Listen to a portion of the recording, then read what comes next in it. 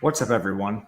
Matt Gajewski here, back again with the Odd Shopper channel. Today, we're talking some college football betting. It's week 8 already, but as fast as the season has gone, that means we have weekday sports, weekday college football, and we have a 3-gamer coming up. Before we get started, make sure to hit that thumbs up button, subscribe to the channel, and hit the notification bell so you know when this and all other content goes live. We're also brought to you by Bet365, and they have a deal for those of you in Kentucky, Ohio, New Jersey, Virginia, Iowa, Colorado, Louisiana, Indiana, Arizona, North Carolina, and Pennsylvania. What you'll do is click the link below, make your first deposit, then bet $5 on any game. Could be a side, a total, whatever you want. Could be one of these games. Whether it wins or loses, you are getting $200 in the form of bonus bets. You must be 21 or older, 18 in Kentucky. If you or someone you know has a gambling problem, please call or text 1-800-GAMBLER. All right, let's kick this off. Some Sunbelt, some Conference USA for some weekday action. This is our live odds screen at Odd Shopper. You can modify this up at the top. You see those little clickable points, total, money line, first half spread. You can modify this however you want. We'll stick with the spreads until we get to a couple totals we like on this very 3-game slate. So kicking things off, it is Troy taking on South Alabama. You're going to find -12, -12.5 in most spots. The total in the game is 57 points. This is an injury game. It's mainly on the Troy side, which makes it tricky to bet right now. I do have tepid interest in the Troy side, which is pretty tough to say. They're 1-5. They just got beat down by Texas State before they had their bye last week. They did play a really close game against Louisiana Monroe, who has kind of acquitted themselves as a decent team. They did lose 13-9, but they had an 84% post-game win expectancy.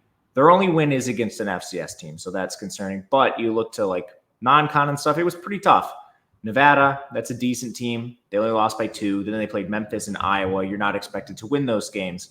Conversely, South Alabama, they actually have 2 wins. They're 2-4.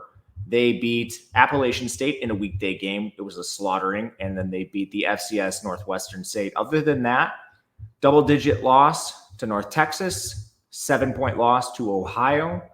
They lost to Arkansas State in their most recent outing, and they were killed expectedly against LSU. So with these teams, injuries are the big story, mainly on Troy. We don't know who's playing quarterback. Goose Crowder, the West Virginia transfer, presumed starter at the beginning of the year, has been in and out of the lineup. He missed their last game, but he's now had a bye week to potentially get healthy, and he's big for this team. He actually has good passing numbers, good efficiency, 8.7 yards per attempt to 69.5% completion percentage, 5 touchdowns, no picks, good mobility on the ground. So having him would be a big boost to this team. But we actually got decent play out of Tucker Kilcrease last time out against Texas State. 58% completion, 8.5 yards per attempt. He has 3 touchdowns, no interceptions, but he does have 4 turnover-worthy plays. He's also mobile, but just a slight downgrade, maybe a decent downgrade from Goose to Tucker. So that's worth mentioning. They also have a couple other players hurt. Ethan Connor, their tight end, has been out. Eli Russ, one of their guards, did not play full snaps in their last game. Reporting's really bad for Troy, so not sure if that was performance or injury. And then they had 3 starters out on defense. Louis Medina, defensive tackle, DeMaja Yancey at corner, and Devin Lafayette at linebacker. South Alabama's the far healthier team. They just had Reed Bays play limited snaps, and he came into the game questionable with a hamstring. He's one of their guards. But otherwise, they look pretty healthy. And they're a little more put together. We know kind of what we're getting with Gio Lopez, 63% completion, 8.7 yards per attempt. He has 12 touchdowns, 1 interception, but he's run really hot on turnovers. He has 6 turnover-worthy plays. Only one of those has been converted into an interception. But he is mobile, 256 yards on the ground for him. And the big thing is they should probably have the offensive matchup against this Troy defense. Troy is 116th in total defensive efficiency. We mentioned the starters they're missing. They're also pretty bad against the run. They're 117th. Which is a big concern because South Alabama has excellent running backs. They go 3 deep there. Kind of had a breakout game from Fluff Bothwell in their most recent contest. And they're dealing with a better foundation. South Alabama 79th in pass blocking, 76th in run blocking. Going up against that weak Troy front on the defensive side, they should have plenty of success running the ball. It's just, can Troy keep pace? And I think there's a chance they can if their players are healthy. Troy actually has a pretty good crop of skill position players. They have Taylor at running back and Ross at receiver. Both of those guys have been difference makers. They're just not dealing with a very good foundation. Their offensive line is very bad. They're 134th in run blocking, dead last in the country, 110th in pass blocking. South Alabama's defense doesn't really scare you. 104, not great anywhere. They're a little better up front. So these edges are thin. I'm definitely not betting a South Alabama side, not at double digits. But I would have interest in Troy if we got good injury reporting. And unfortunately, this might come down just straight up before kickoff. I'll tweet it out when I see it. And watch Discord, of course. We will put any plays in there. But right now, it's a Troyer pass, and I will be passing until the news comes out. Second game up, we go to Conference USA, where Kennesaw State is a 10.5-point underdog, 10 in some spots, against Middle Tennessee, with a total at 51.5. I prefer the total, so I'm going to switch us over to that side of the ball. But let's talk stylistics before we get in there. If you forced me to pick a side, it would probably be Middle Tennessee, but I don't feel good about that. Kennesaw actually comes out ahead in our power rankings, which is kind of shocking. But you look at what this team has done. They're living on their defense, which is a dangerous way to live if you're Kennesaw. Their offense is putrid. They're dead last in the country in total offense. Their offensive line is 133rd in pass blocking, 113th in run blocking. Davis Bryson at QB has been bad, but he's not getting much help.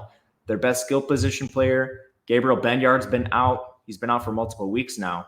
And they did have Jacob Norcross at center leave their game early. I'm not sure if that was performance or injury.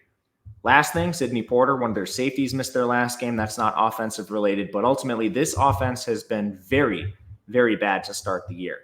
Now, they do have a pretty advantageous matchup against Middle Tennessee's defense, at least on paper. I have some questions. If you just look at the raw power ratings, this team is 131st in total defense. They're outside the top 120 in every major metric: run defense, pass rush, and coverage. But they face a relatively difficult slate of opponents. They obviously played Jackson Dart and Ole Miss. Western Kentucky's Caden Veltkamp had 13.5 yards per attempt. They played Malik Murphy and Duke, another P4 team, played Memphis, and then they just played Louisiana Tech. And Evan Bullock had 11.6 yards per attempt. He's someone we'll talk about in the next game. But pretty difficult slate of opponents for this team. I think there's a chance they might just be a little better than 131.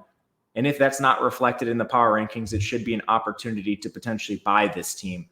It's just you're dealing with a really slow game. Kennesaw's strength is on defense. To get there, they're 86th overall, 89th against the run, 115th in pass rush, 68th in coverage.